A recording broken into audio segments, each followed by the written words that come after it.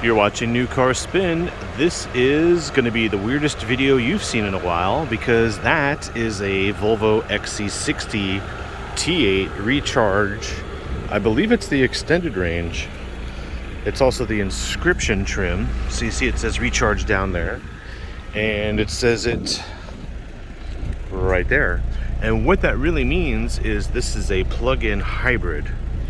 And before I get into the car, I want to talk about crabs real quick. Not the crabs your sister has, but just in generally crabs, you know, the ones that are in the ocean. Because crabs can spend time underwater, feeding off the surface and stuff of the bottom of the ocean, and then they can also live outside the water. They can kind of live in two places. As long as, oh, you see the car's lowering itself there. As long as the crab keeps its gills wet, it can survive outside the water for a good 24 hours. And that's basically what this car is. It's a crab. And I'll explain that in a second.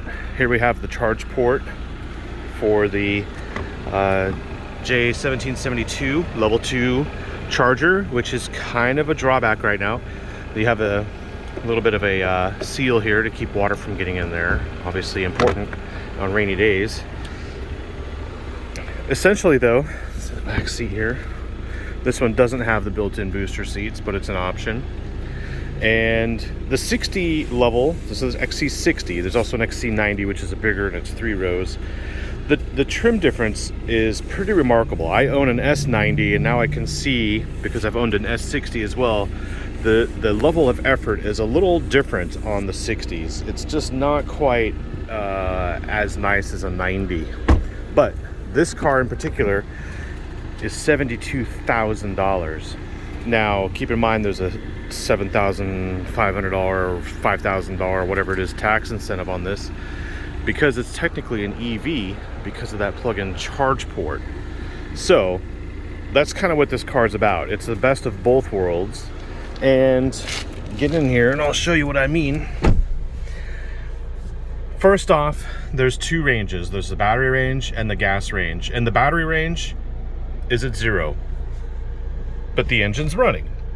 And the fact is, where I live, I don't have the ability to charge a car at my parking space.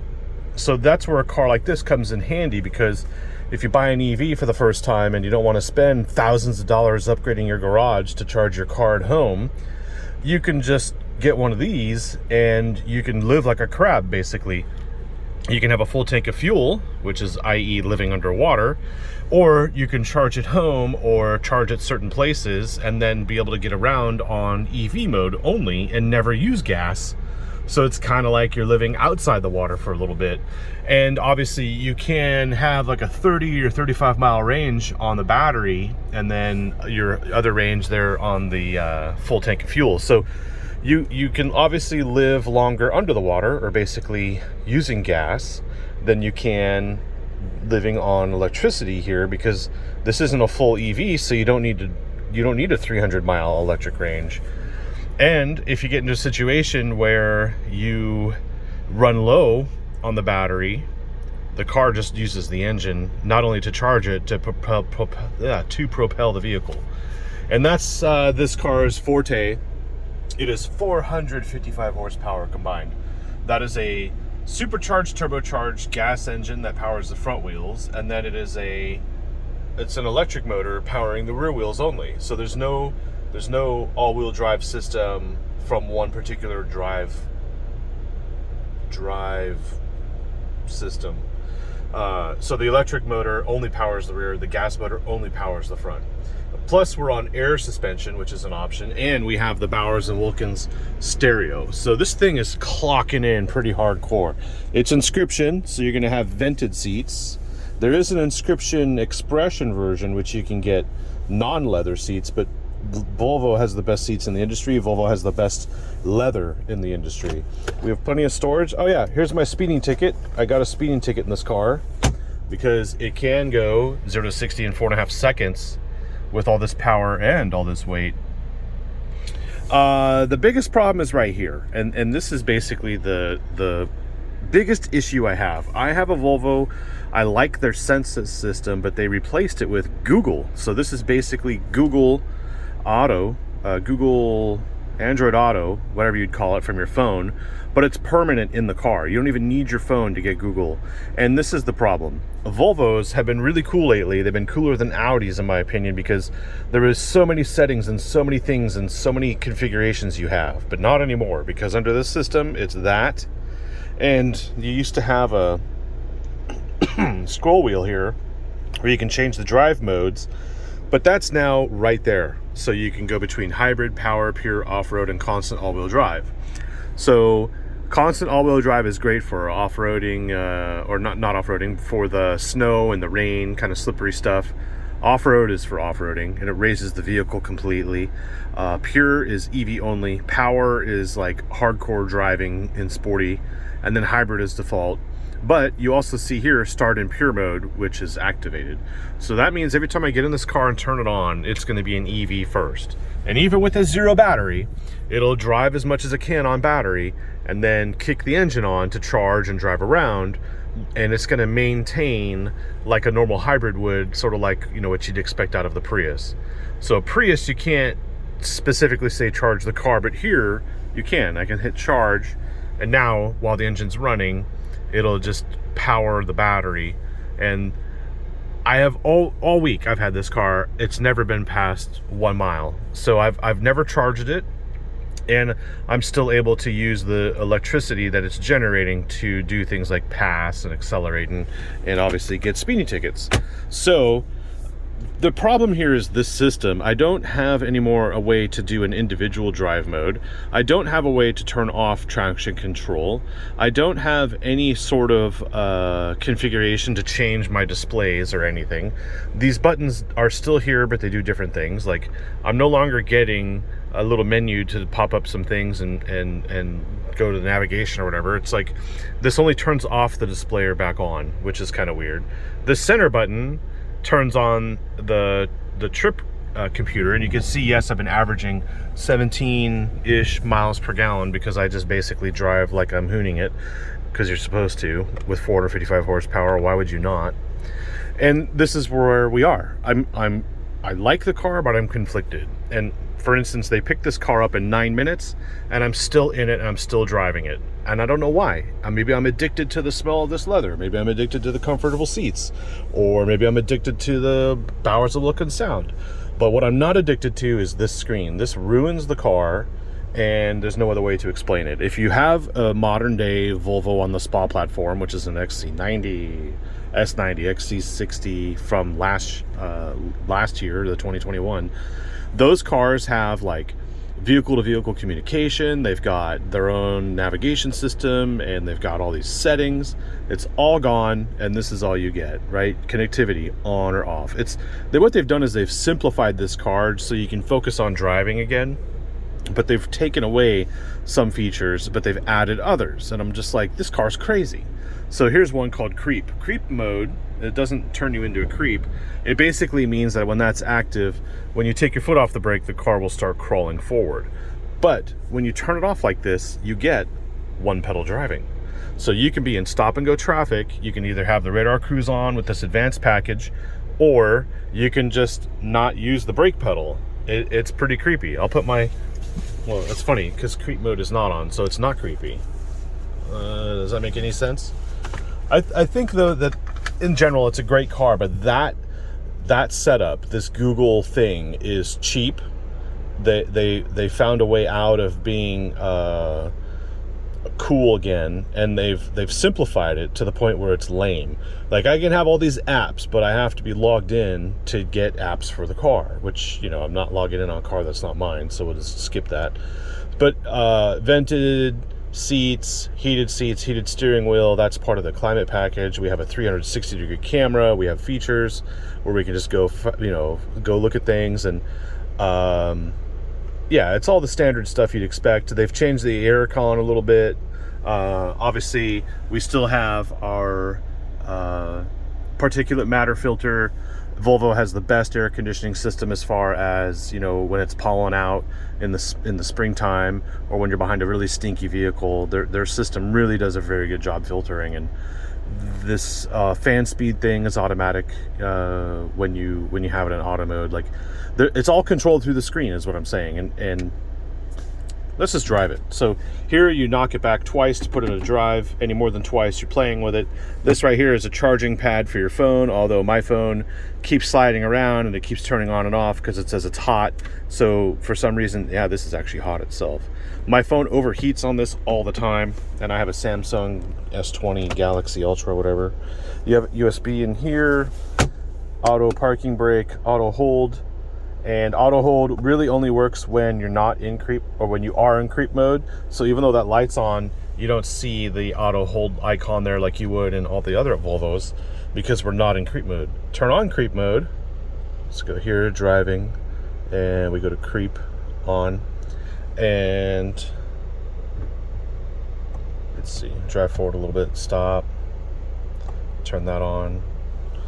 Is it on? There we go. There you go. Now you see the little icon there. So I'm going to go back and turn creep mode off because I like the one pedal driving. So then that icon goes away, and then we still have it here, but we don't need it on. So I can turn that off. We're in drive. My foot's not on the thing, and we're doing 0. So creep mode really changes how this car works, or one pedal drive mode really makes a difference. And if we pull this back a third time, you'll see it goes from D to B, which is like regenerative braking, and that creates even stronger force to come to a stop in one pedal drive mode. Although I do find that it does hamper the acceleration. So if you're on the fence between an XC60 T5 or T6 or this T8, hopefully this video will help sort that out, because I know that when you lease one of these, the Volvo will basically take that tax incentive and put it towards your lease, so you don't have to put like $5,000 down, and then it'll lower your payment. But on $72,000, we're talking Porsche Macan S money here, and I'm not sure if this car really fits up to that bill from the performance side, even though this is 455 horsepower. Anyway, let's get going. So driving off now, you can hear the engine's running, and it's maintaining and managing this all on its own. If I had more of a battery reserve, it would just drive off in EV mode. So this thing does have a lot of features. Like, it's got the air suspension that's just not configurable, right? It just manually or automatically does it. I can't manually do any changes to it. It forces you to have to be in a specific mode to drive it in a specific way. I think we're gonna go for it. So tooling around here in the city, it's not a big deal. We're in hybrid mode, and yeah, I'd have to say that the car performs like a normal car should. Cool thing too is the way this works for the sunroof. You just slide it. It's like receptive. And then the weird thing is figuring out this dome light. Like, you can turn it on by pressing that button, but if you hold it down, it turns orange, meaning that the dome lights are disabled. I don't know if you can see the orange there, but trust me, it's disabled now. It's enabled. So they've updated the XC60 in a way where it's more simpler, but also slightly more complicated. And also, look at this design. Do you see the way they've done the design here? If you look at that center speaker,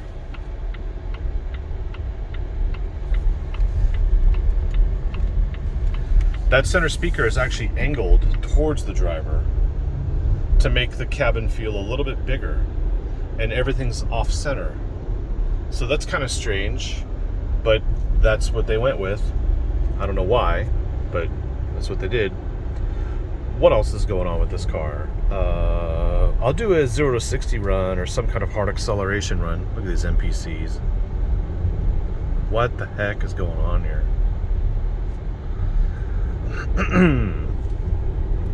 455 horsepower, regardless of what that battery range says. So even though it's like 0, it doesn't mean there's no power to accelerate this car in EV mode.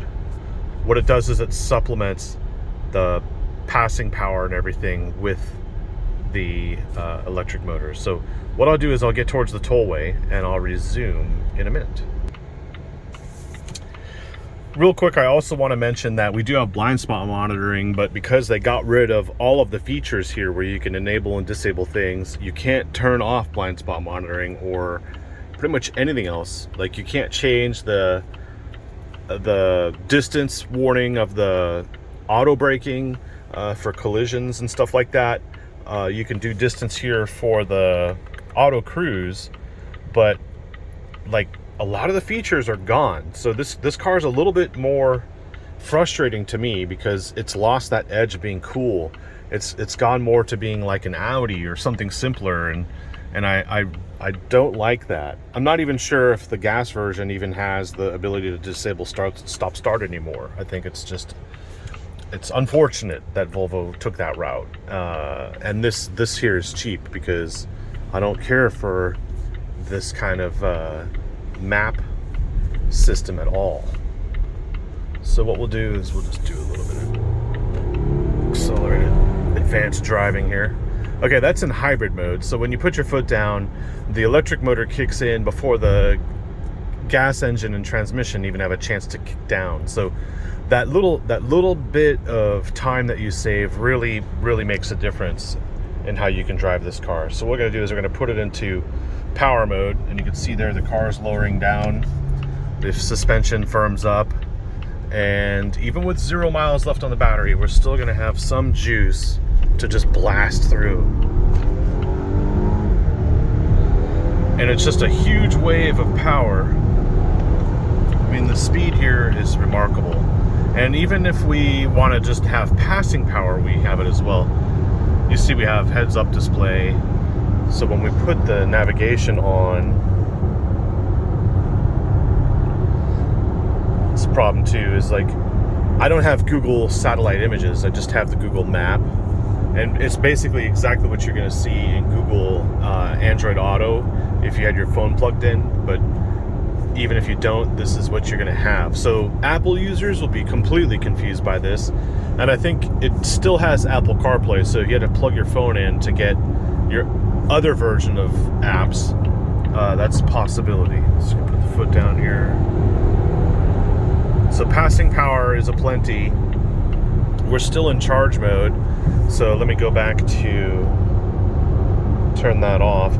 See, the thing is I have to constantly go through this screen to change my modes and enjoy the vehicle, whereas there used to just be a button here, a scroll button, where I could just change the mode and I could program an individual mode. That's gone, and that's where I just go, why? Anyway, you're getting a vehicle review today, or a report. It's more like a book report from an avid reader of all the Volvo books, if that makes any sense. All right, passing power. Boom. So the other thing too is this air suspension is a little clumsy. Like a high-speed lane change like that, there's body roll. It doesn't really bounce much, but there is a Polestar version of this car that I haven't driven, which I hope has less body roll. So if you want like that AMG killer, crazy looking Volvo that is unsuspecting in a total wolf in sheep's clothing, go for the Polestar version. It's only a couple grand more than this one at 72. But if you want full performance, there's the Macan, there's the BMWs, there's there's all sorts of vehicles out there at $72,000. So what we'll do is keep going. Just a little bit of throttle here, and it just works it all out. It just somehow knows to just deliver power all the time. And there's a little bit of wind noise in here. It's not bad. It's just that this car, it's not my thing. It is, but it isn't. I can't really fall in love with it, and I don't necessarily hate it. It's just kind of like it's like your friend's dog, you know. It's fun to be around. You can play with it, and then you can go home And maybe you miss it, maybe you don't, right? But I'm doing a video like this for people who only spend 10 minutes in a car and make a purchase decision. I think a purchase decision on this car, especially if you can't even spend 10 minutes with it, if they don't even have one and you're just going to order one, it's a tough call here. And the longer this video is, the more you can make your mind up, hopefully. But it's not a bad car, but I don't think it's bad to get the T6 version or instead. So let's just keep going here. So 455 horsepower definitely is tempting. And the other complaint I would have is this fuel gauge only has 4 increments on it, and the increments don't really make sense as you start using fuel. Like, you have a quarter tank or a half tank, 3/4 tank. There's really no fine measurement, but there is a fine measurement of the electricity. So it's kind of like trading one for the other. Here we go. Let's do some acceleration. Oh yeah, look at that speedometer. And we're gonna exit. So I don't know.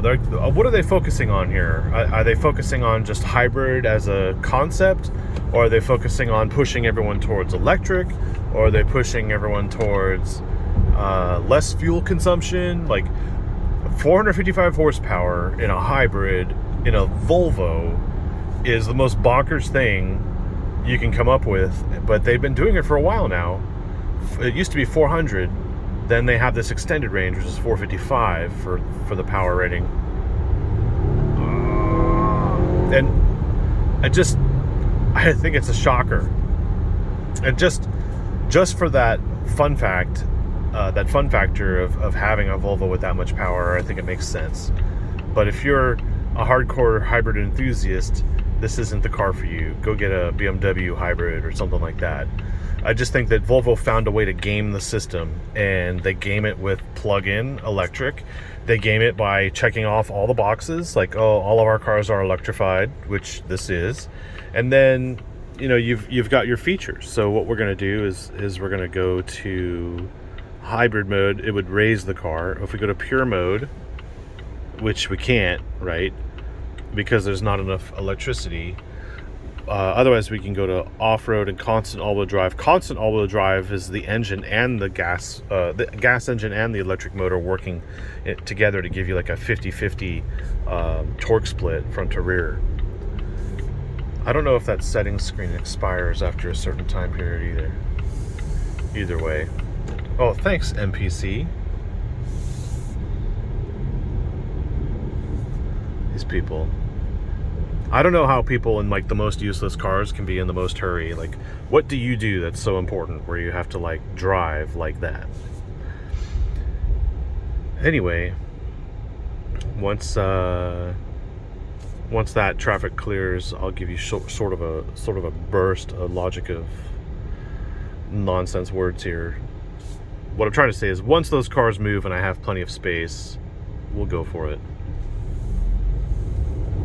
No space. This is probably how I got my speeding ticket in the first place.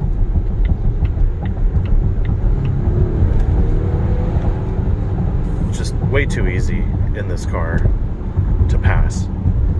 And that's where I fall in love with it, because I can get around anything in this car. And it's not too big. It's not like the XC90. It's not a 3-row SUV going ballistic speeds all the time. So I'll leave it at that. Volvo XC60 T8 Recharge Extended Range is what this is called for 2022. Hate the Google operating system. Hate the lack of settings. See, it's listening to me now because I said Google. Cancel. Hit this button here to cancel it. And I didn't even get into that. Like, if someone texts you and stuff, you can only respond via voice. You have a hard time typing in destinations and stuff. Just the EV search, which is using Google Maps, doesn't pull in all the search stations that my phone can if I did the same thing. Maybe there's a PlugShare app I can put on here. I don't know. So 4.5 seconds to 60. It feels faster than that.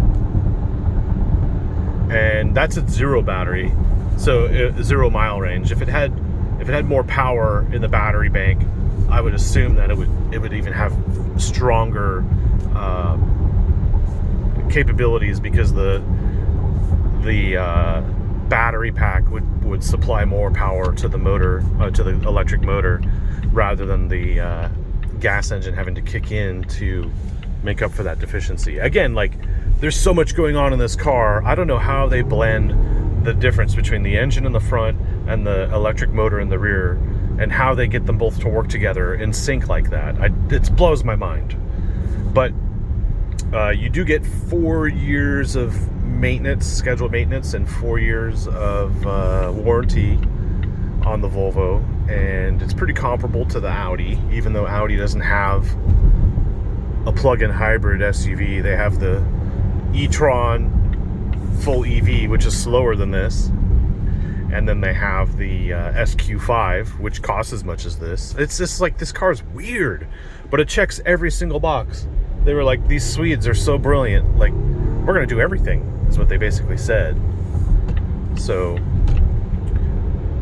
do you need the air suspension? Yes. In Dallas, definitely yes. Do you need the hybrid system? If fuel prices are a concern for you, yes. But I think the hybrid system is more or less taking advantage of the government money and getting a lower car payment and getting a faster car out of that. Think about that logic. Thanks for watching. The name of this car color is Pine Gray, and it's a blonde color interior. I love blondes. Here's another MPC. Pulled out, went all the way to the left, and then moves all the way to the right. You never know around here. More cars coming up. This is definitely a cool car to drive. Thank you, Volvo, for letting me drive it for the week. I'm driving it past my pickup time, so we'll see what I drive next. Thanks for watching.